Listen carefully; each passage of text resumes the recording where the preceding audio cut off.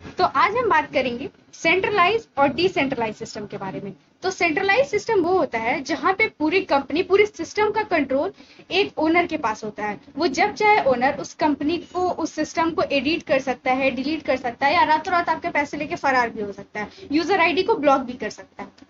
और नेक्स्ट होता है डिसेंट्रलाइज सिस्टम। डिसेंट्रलाइज सिस्टम जो है ये ब्लॉकचेन टेक्नोलॉजी पे काम करता है। ब्लॉकचेन टेक्नोलॉजी वो होती है जहां पे जो डाटा होता है वो एक कंप्यूटर में नहीं होता, वर्ल्ड के सारे कंप्यूटर में सेम डाटा को रखा जाता है।